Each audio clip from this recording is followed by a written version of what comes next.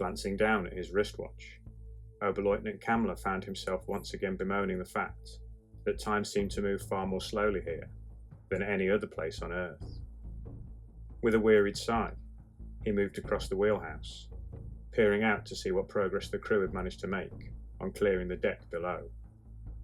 As he'd suspected, the going had been slow, the hand tools his men had been supplied with proving little match for the speed and intensity with which the ice had now formed. Pulling his greatcoat a little tighter, Kammler slowly made his way out across to the bridge door, down onto the bow of the torpedo boat. Other than their sister ship, which was sitting silently at anchor a few hundred metres away, there were no other vessels to be seen in the vicinity.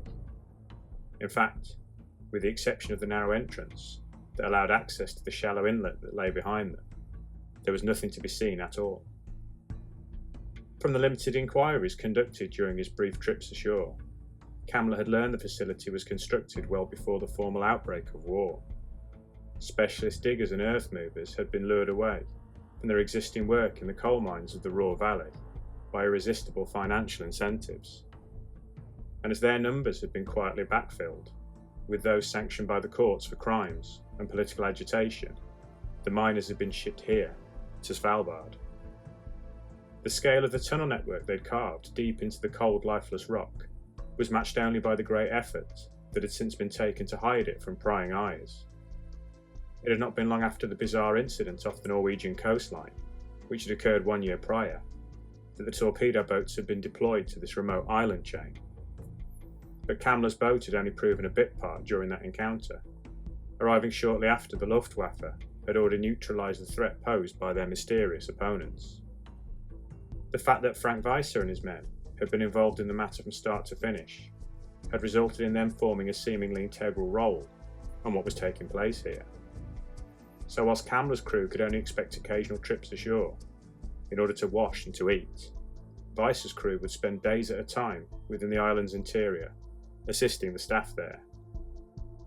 With a further sigh, the lieutenant gave orders for his men to pause their labours and take a quick shot of schnapps from the cabin, and as his sailors gratefully filed off down below deck, and then observed the thin line of bubbles snaking their way through the freezing water towards their vessel.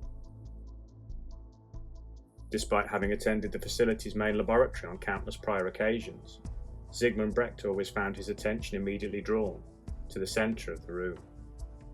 There, suspended in the huge circular tank that had been installed, waited the reason that he and so many other sailors had been posted to this remote and secretive location. At first glance, the tank's only resident seemed somewhat unremarkable in appearance, an adult male, of average height and slim build, possessing an overly pale skin tone. But on closer inspection, when able to move in closer to the thick glass that comprised the cell's exterior, the prisoner's more unique features soon came into focus, the most obvious of these being the lack of an iris or pupil to be seen in either of his eyes. But there were also the series of thick gills, seemingly having been sliced deep into the sides of his throat, and the faintest signs of some form of webbing around his hands and feet. Today, as on so many other occasions, the tank's occupant hung suspended in one corner of his watery prison, silently surveying all that was taking place around him. Brecht had never been able to read any emotion whatsoever on his features, unsure if the prisoner may be upset, intimidated, or even angered by the predicament he found himself in.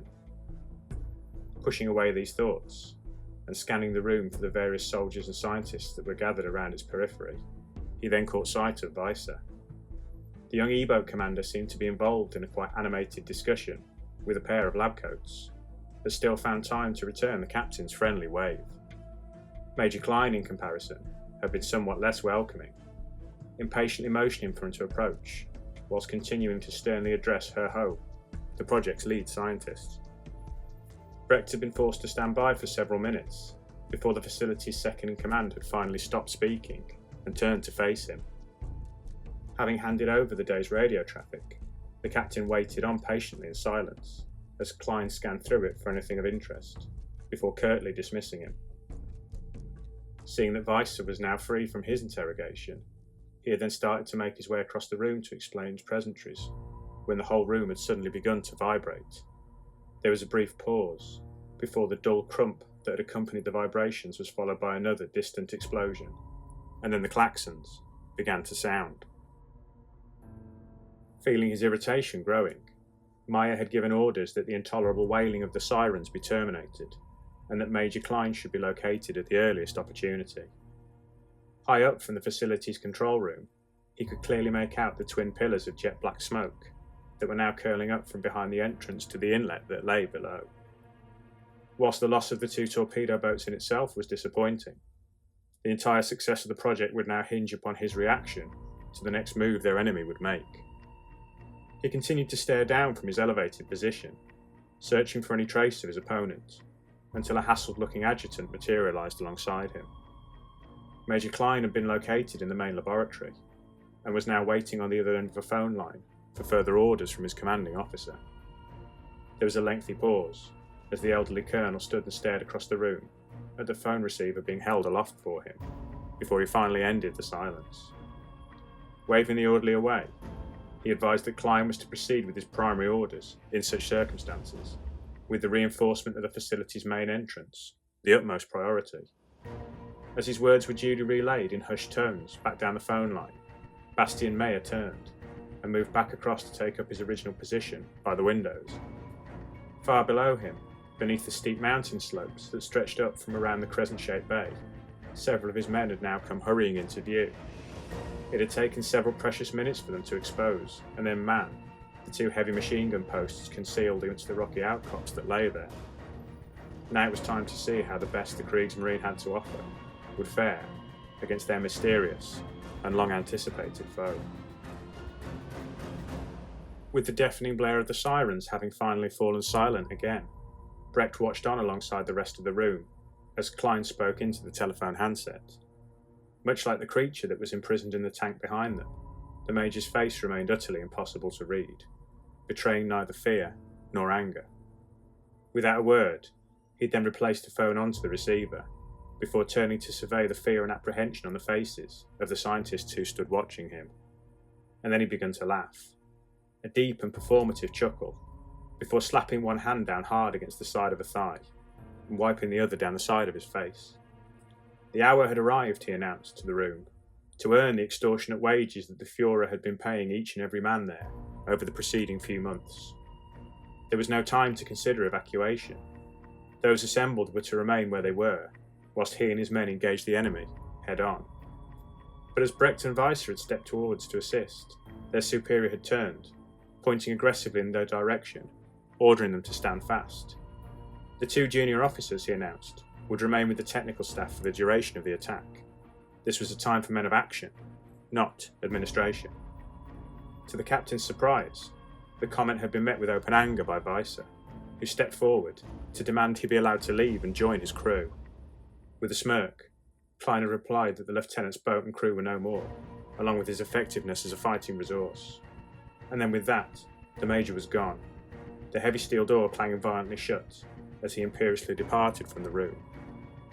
As a chorus of hushed and nervous chatter began to sound from the various scientists and assistants around them, Brecht found himself turning once more to face the tank, and for the first time since he'd arrived at the island, he believed he could read some form of emotion on the creature's formerly inscrutable features, something akin to a smile. With the exception of those in possession of some technical qualification, all of the sailors posted to the Svalbard operation had already seen operational service.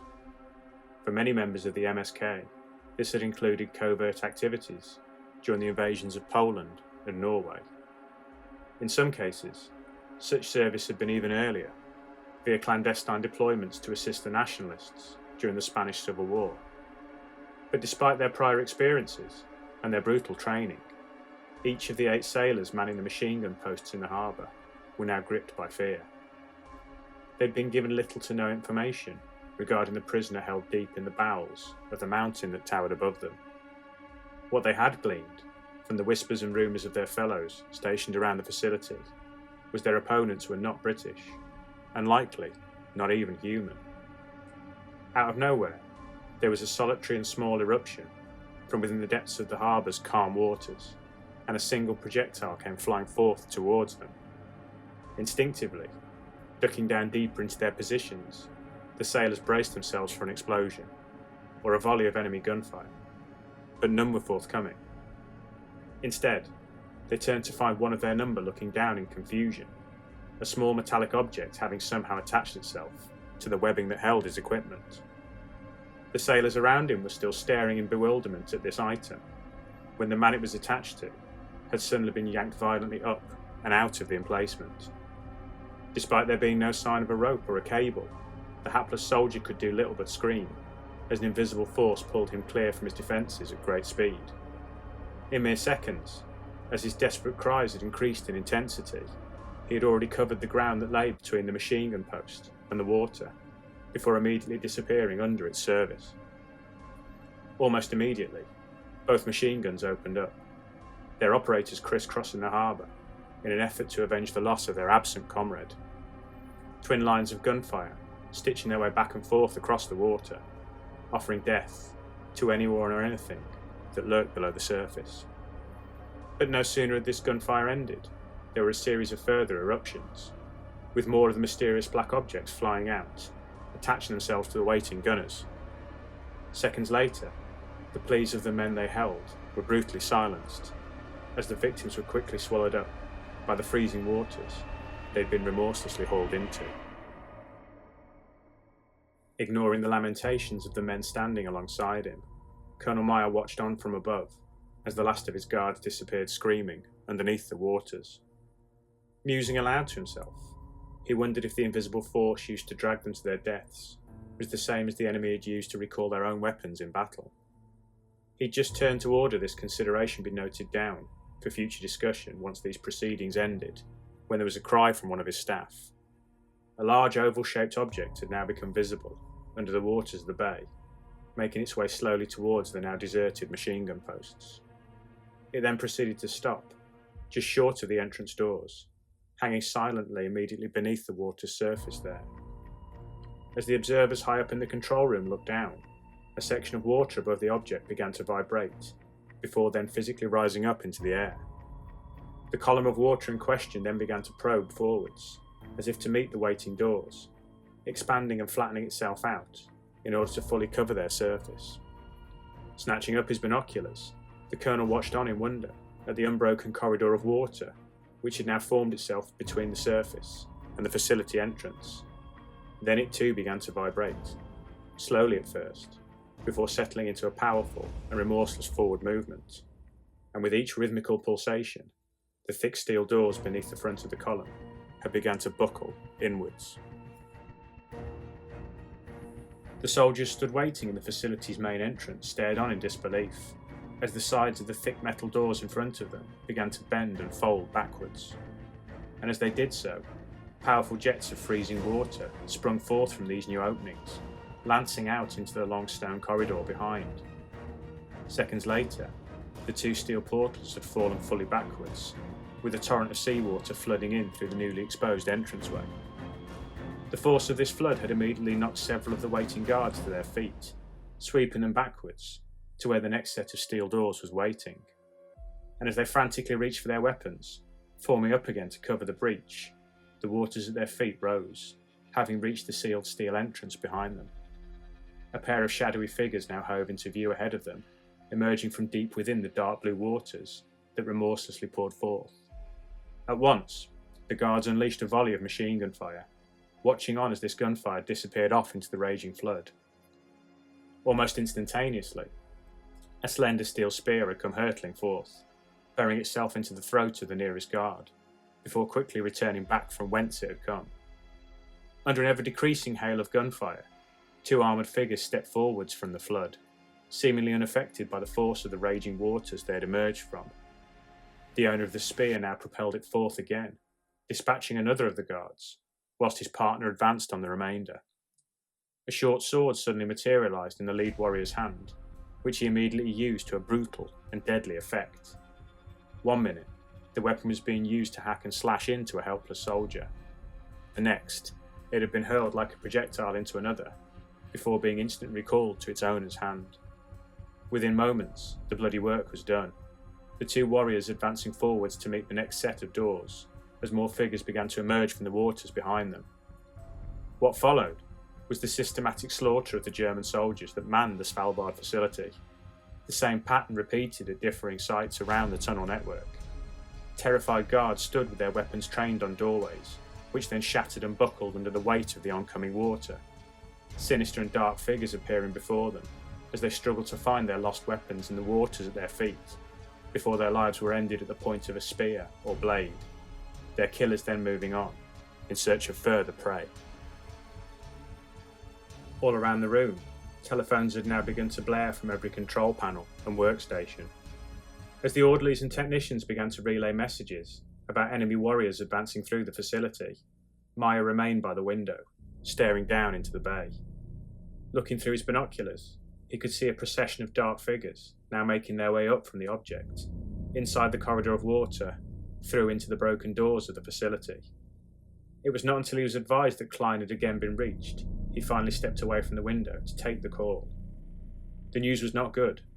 Despite numerous attempts to outflank or confuse the attackers, they were making directly for the laboratory, and with his men struggling to move around the facility themselves amidst the rising waters, it seemed little impact had been made by the defenders.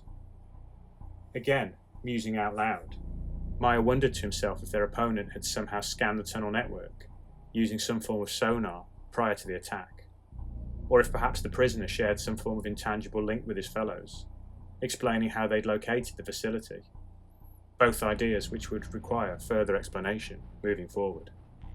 On the other end of the phone line, an edge of hesitation now crept into the Major's tone. Was it time to move to the next phase of the operation? Briefly looking back to the windows, Meyer replied it was not. The Major was to fall back, to allow the attackers to reach the laboratory. Only at that point would he reconsider their tactical options. At first, the sounds of gunfire had been distant, but as time wore on they'd begun to draw ever closer. Occasionally there was the dull crump of a grenade. More chillingly still, the vaguest suggestion of a desperate cry or scream, then brutally cut short. The bulk of the scientists had retreated now to the far side of the room, huddling down behind the various consoles and workstations situated there. In front of them, the two officers had by now equipped themselves with a pair of MP40s, secured in nearby weapons lockers, for just such an eventuality. Unable to help himself, Brecht had found himself looking again across towards the tank, gasping as he saw the prisoner was now floating right up alongside the glass there. It was staring intently past the Germans that stood in the centre of the laboratory, its gaze locked firmly on the steel door that led into the room. From behind him, Weiser had sworn suddenly and softly, drawing his attention back to the entry point of the room. A steady flow of seawater was now pouring under the door, which, like the majority of the internal doors in the facility, was less secure than those that punctuated the central corridors. These waters expanded quickly outwards across the whole of the lab floor, and then began to rise up, to cover the boots and shoes of those standing inside. Without warning, the lab door suddenly exploded inwards, causing the rate of flood to increase uncontrollably. A towering figure, clad in thick metal armour, brandishing a broad battle axe of ornate design, now strode into the room, pausing momentarily to regard the pair of officers. But then the intruder's head had immediately turned to one side, its gaze instead settling upon the floating prisoner, pressed against the glass of its watery cell. Weiser had already started walking forwards before he opened fire, rapidly closing the distance between him and his opponent. He'd found to his cost, several months before, how ineffective the weapon he held would be unless deployed at close range. He'd also learned the points of his enemy's armour that were most vulnerable, his opening salvo completely severing the tubing and pipes found at the base of its face mask. The figure had immediately pitched backwards, its gauntlets clutching frantically at the damage, impacting with a resounding metallic clang as it landed heavily on the floor. And as another attacker made to enter the room, the grenade Weiser had thrown was already travelling forwards to meet it, the resultant detonation sending the armoured assailant tumbling back out into the water-filled corridor. A cry from behind him brought Brecht's thoughts swimming back into focus. He turned to see Ho now stood upright, motioning frantically towards a console at the centre of the room. It had taken several seconds of racking his brain for the officer to realise the significance of the movement. That console contained the drainage system that was built into the lab, in the event the prisoner somehow breached or escaped his tank. As Weiser ran forwards, seizing his enemy's discarded melee weapon, taking up position by the lab entrance, Brecht hurried across the room. Another looming shadow materialised in the corridor outside, prompting the officer to stop in his tracks and open fire. Brecht's volley proving sufficient to interfere with the oncoming attacker's aim, the lance it hurled towards him missing, embedding itself hard into the wall just off to his side. And now, as its owner entered the room, right gauntlet raised in order to recall the weapon it had thrown, Weiser brought the axe he held down hard. There was a horrific and gurgling howl, as the heavy weapon easily severed the outstretched limb, the torpedo commander yelling for Brecht to hurry, stepping back to regard his handiwork. In a moment, the captain was at the panel, yanking down hard on the twin levers that extended out from it. Almost immediately, he then detected a dull hum commencing below his feet, the speed at which the water rose now significantly lessening. There was a dull grunt from beside him, and he saw Weiser tumble back, an ornate dagger protruding from his right shoulder, the axe falling heavily from his grasp. Emitting a desperate cry, Brecht opened fire again, stepping forward to meet the enemy, only to be swatted heavily backwards by a heavy metal gauntlet. As his vision again swam into focus, he caught sight of more attackers, slowly entering the room, their weapons raised, in readiness to do murder. The frequency of the desperate phone calls from around the facility had now started to die away, as the men who had been making them were inevitably dispatched by the invaders. Nervous glances were exchanged between the men in the control room, as they awaited some form of direction from their commanding officer. But Meyer remained silent, seemingly ignorant of their fears. His attention instead focused solely on the submerged object in the bay below him. Ever so slowly, under his steely gaze, it now began to rise up from underneath the sea, its sleek lines coming to focus as the water above it fell away. Unable to hide his excitement, he barked the order now that his men had prayed he would give. Up on the mountain, surrounding the harbour, the camouflage netting that had hidden the guns there, falling away. The crews who manned the 88mm cannons had ample time to ready their weapons and adjust their range, opening fire almost immediately. They were well drilled in the use of their weapons, having trained and rehearsed this scenario repeatedly in the months that had led up to this attack. Now, the 4 guns surrounding the bay each began to pour fire down on their target at a rate of 15 rounds per minute. Almost instantaneously, the submarine lying in the waters below was ablaze, huge chunks of metal shattering and tearing away under an unyielding hail of death from above. Less than 2 minutes after, it shuddered violently before detonating in a fiery inferno, immediately sinking back under the water it had emerged from. The watery corridor it had been projecting up through the shattered doors into the base, melting away into nothingness. The force of the explosion had violently shaken the insides of the laboratory, sending all inside there stumbling into the water that circulated at their feet. But at the same time, the flow of the salt water into the room had stopped, reversing as quickly as it started, the fluid now draining backwards towards its source. The armoured figures were staring at each other, clearly unprepared for what was now occurring, as if conducting some form of silent dialogue. And as their weapons raised again, heads turning back towards the terrified group of humans before them, one of their number suddenly pitched forwards to the ground. Turning, his comrades now saw a familiar blade, buried deep into the rear of their fallen comrade's armour, a weapon that then flew back to the entranceway behind them. They turned to see 3 figures standing, in armour similar to their own, armour that had once belonged to their fallen kin, but had now been repurposed for use by their enemy.